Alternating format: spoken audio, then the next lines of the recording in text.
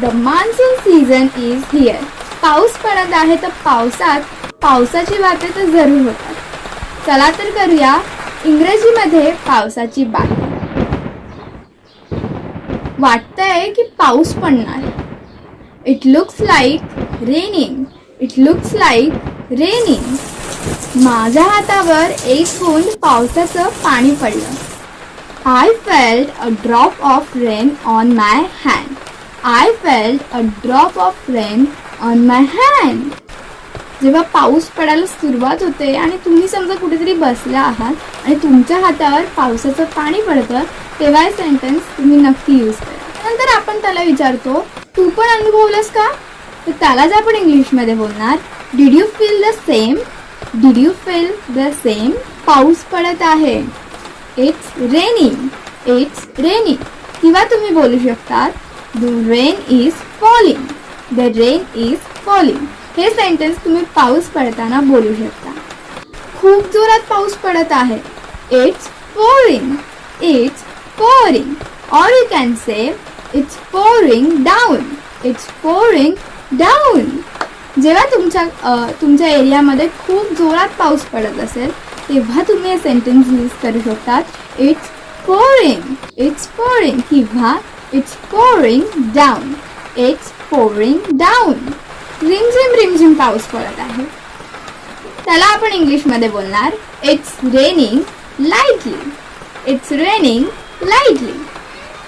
जेव्हा तुमच्या एरियामध्ये थोडा हळूहळू पाऊस पडत असेल आणि रिमझिम पडत असेल तर तुम्ही हे सेंटेन्स यूज करू शकता. 2 दिवसापासून पाऊस पडत आहे. It's been raining non stop for 2 days.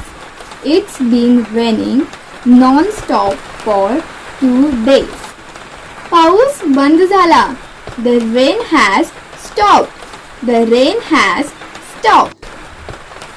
जर तुमच्या एरियामध्ये पाऊस बंद झाला असेल, जो पडत होता तो बंद झाला आहे, तर तुम्ही बोलू शकता इंग्लिशमध्ये, the rain has stopped. The rain has stopped. आणि जर तुम्हाला इंग्लिशमध्ये बोलायचं असेल, मला पावसात भिजायला आवडतं, तर तुम्ही इंग्लिशमध्ये बोलू शकतात, I like walking in the rain.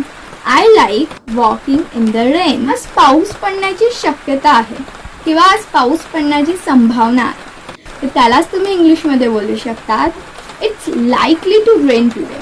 It's likely to rain today. जर तुम्हाला वाटत असेल काळे वादळ छायलं असेल आणि तुम्हाला वाटत असेल आज पाऊस पडणार आहे किंवा आज पाऊस पडण्याची शक्यता आहे, तर त्यावेळेस तुम्ही हे सेंटेन्स यूज करू शकता. It's likely to rain today. It's likely to rain today. तुझी छत्री तुझ्यासोबत घेऊन जा, पाऊस पडत आहे. जेव्हा पाऊस पडत असतो तेव्हा आपल्या मम्मीला किंवा पप्पांना किंवा तुम्ही कोणालाही सांगत असतात की पाऊस पडत आहे, तू छत्री तुझ्यासोबत घेऊन जा. तर त्यालाच आपण इंग्लिशमध्ये बोलू शकतो, take your umbrella with you. It's raining down.